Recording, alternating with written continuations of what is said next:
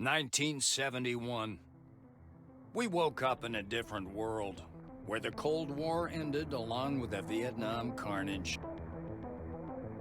All because of the Dome. The Dome. A territory full of anomalous artifacts, phenomena, and organisms. We still don't know what it is. An alien city? Some kind of a testing ground or storage? Whatever it is, no living thing trapped under the Dome can escape it.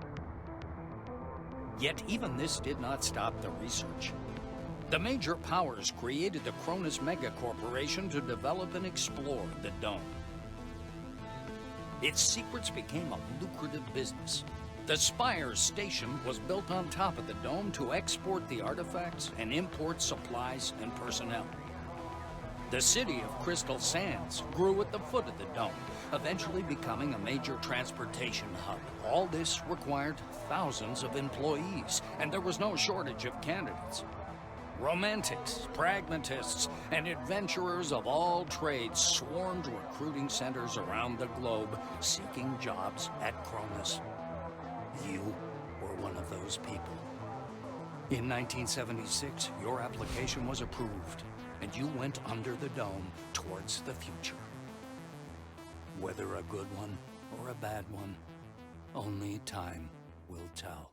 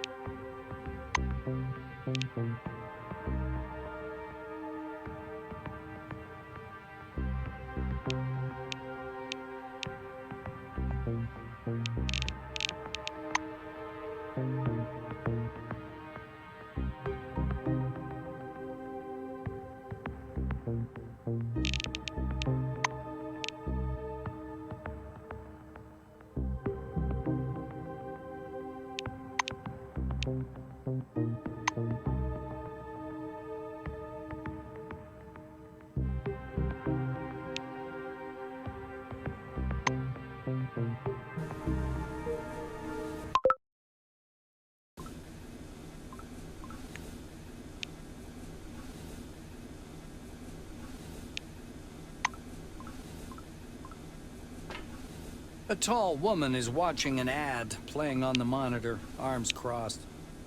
The polished to a shine badge on her black overalls reads, Elsa Olafson, Security Service.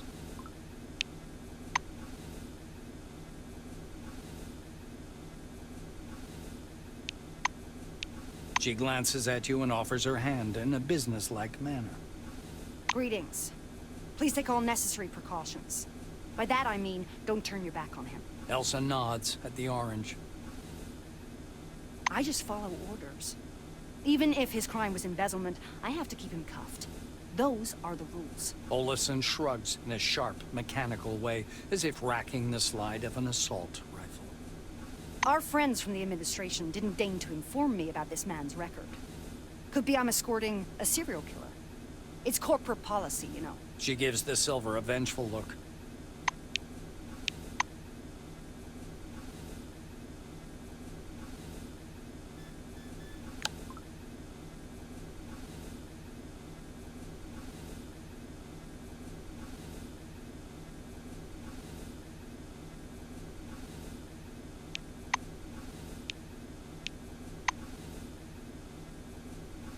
The orange is dressed in a new jumpsuit. The shiny badge on his chest reads, Quentin Bisley, Laborer. He's side-eyeing the screen skeptically. Despite his tired, grim expression, his gaze is open and friendly. However, the orange's face stretches into a broad smile, bearing his dentures to the world. Like everyone, duh. In a black car, under guard.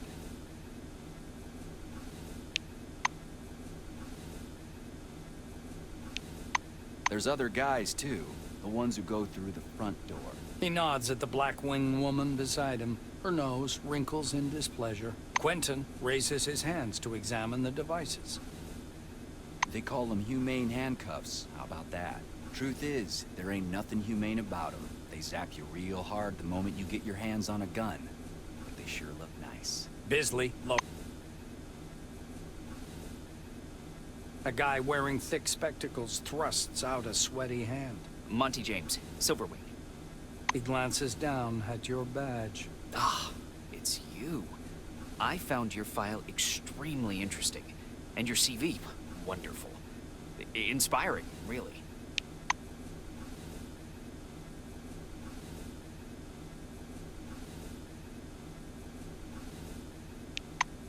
When I had the opportunity to look over the files of my future colleagues, I couldn't resist. I don't want to sound boastful, but silver level clearance has its advantages. Monty winks. Monty makes a ring with his thumb and forefinger. You were number 63,784 on the waiting list, but you were lucky enough to get into the dome after only 16 months. Besides that, zero, nada, absolutely nothing. You're dark. Oh, I see.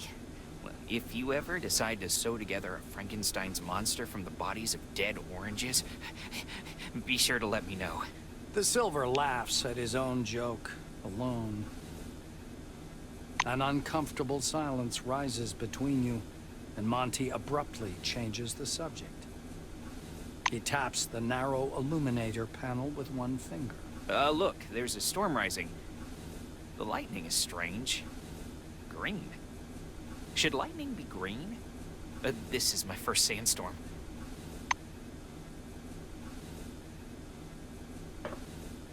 A man with a mustache and a blue jumpsuit is standing at the window, studying the construction site below through the occasional break in the clouds.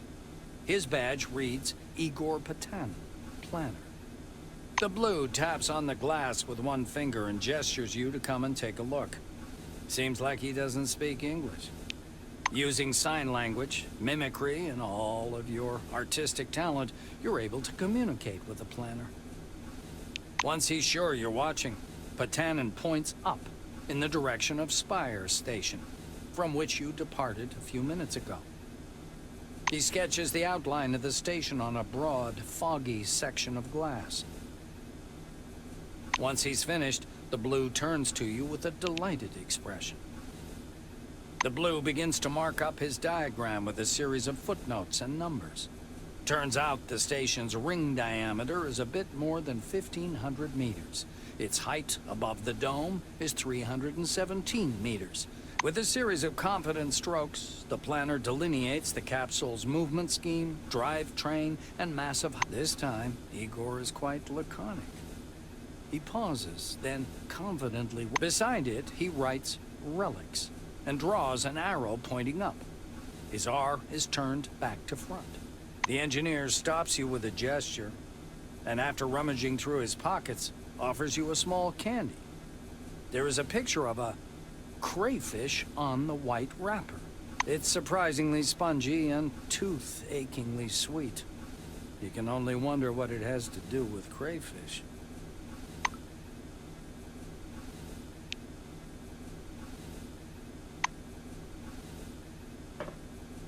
The thin, pale young woman is sitting at the window, leaning against the illuminator. The glass is slightly fogged with her breath. She turns to you. Her shiny badge reads Tomoko Kimura, physiologist. We've crossed the border. No way back now. Even traveling by the funicular wasn't so... thrilling. The white presses small hands to her blushing cheeks.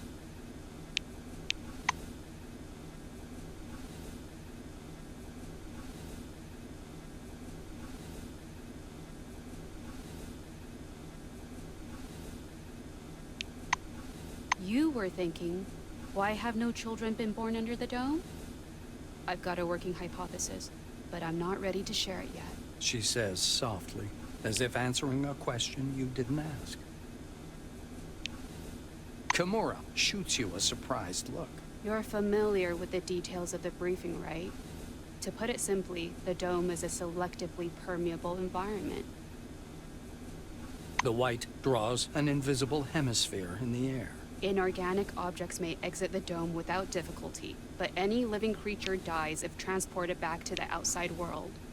That's why we're all... Kimura is eyeing the dome's mesh, glittering in the sunlight. Supposedly, it's something to do with the atmospheric composition, but it's a weak theory. The difference of the air within the dome is so insignificant as to fall within the margin of error. Or to put it more simply, there... She shoots a quick glance at the silver and lowers her voice. I heard a rumor, or a conspiracy theory, that we can leave the dome at any time. We've simply been told we can't. Kimura peers through the glass in the direction you indicate. Oh, that's the aircraft that crashed into the dome during the first expedition. I believe that's a wing fragment, and there's some... The white shakes her head, bewildered. I just can't believe it. It's all true.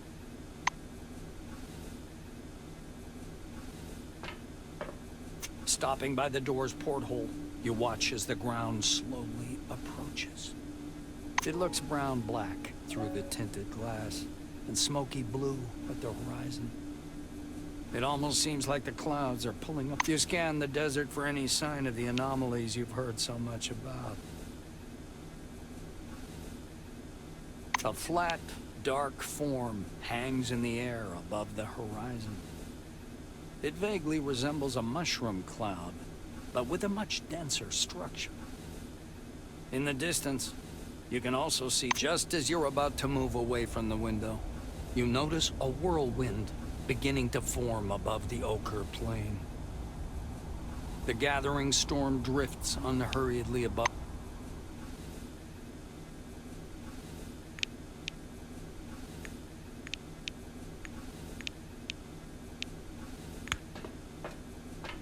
CRONUS Foundation presents gleaming, futuristic, state-of-the-art cities. You return to the window. A whirlwind is spinning. The outlines of the landing site, blurred by clouds of dust, appear behind the greenish glass of the porthole. The capsule shudders as the braking devices engage.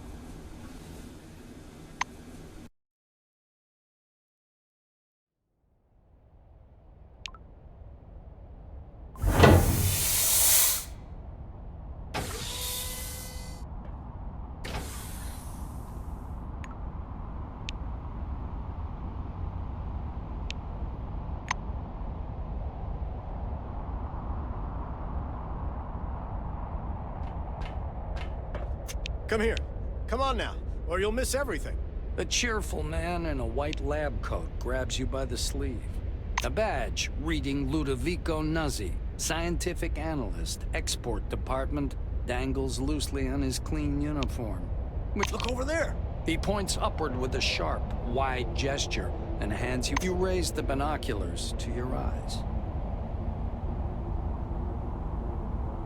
Under fourfold magnification, the whirling cloud above the rust-colored plains looks even stranger. Its core glows with flickering green. Nuzzi bends close to your ear. Fascinating. Do you want me to bring some filters? If we intercept the red and blue spectrums, I don't know. Ludovico laughs unnervingly, and with the binoculars raised to his eyes, he minutely adjusts the focus. It's a massive whirlwind north of Concord, and not merely some deserts. The scientist looks blankly at you, then down at his lab coat. Ah, this? This? Ludovico points at the building behind him. I work in Concord Station, categorizing relics. My job is to classify them by rarity. Then... Nuzzi points upward. Then the capsule takes the relics way up there, all the way to the spire, then to Crystal Sands by the funicular. They get auctioned off. He offers you his binoculars once again. Do you want to have a look at the spire? It's amazing. But then you could look at the spire and... Nazi looks from you to the capsule and to the landing. He flings his arms up. Oh, mi scusi. Excuse me, I'm so sorry. You'd better get going or you'll be late for check-in.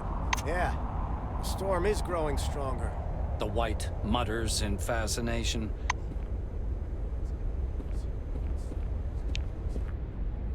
Are you trying to hide? I'm gonna call security now! Goddamn ninja.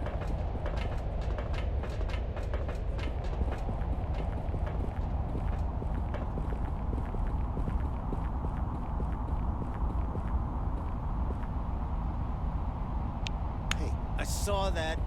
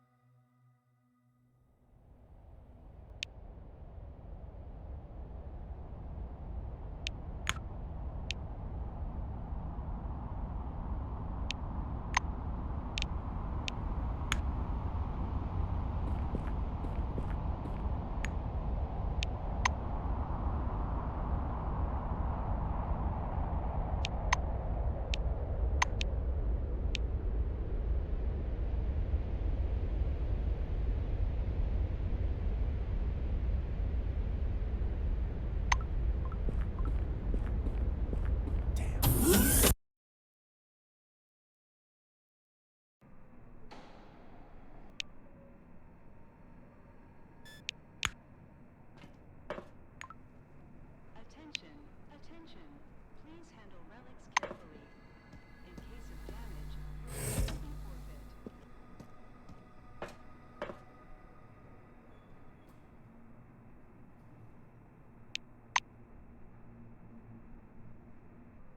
Well, hello there. Remember, our honest work will make the world a better place. World a better place.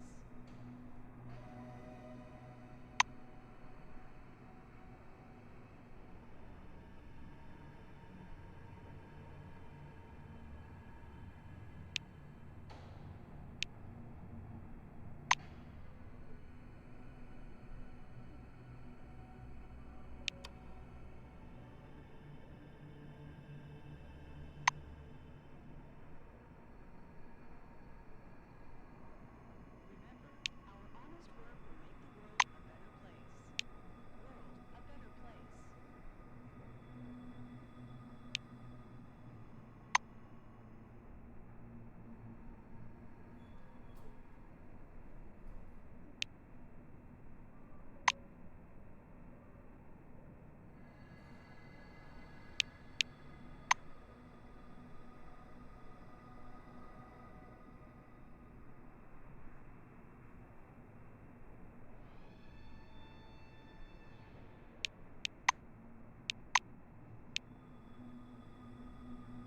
See ya. Attention. Please handle relics carefully.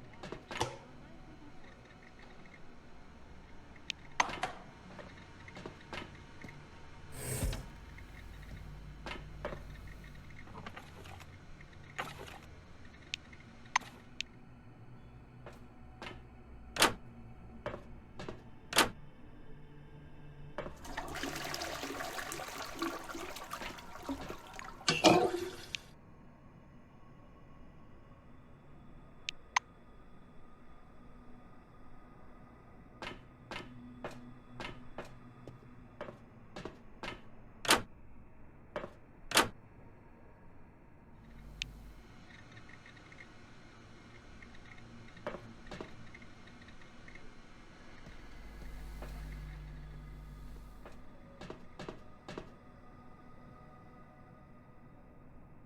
Oh, never thought this would happen. Remember, our honest work will make the world a better place. World a better place. Hi there.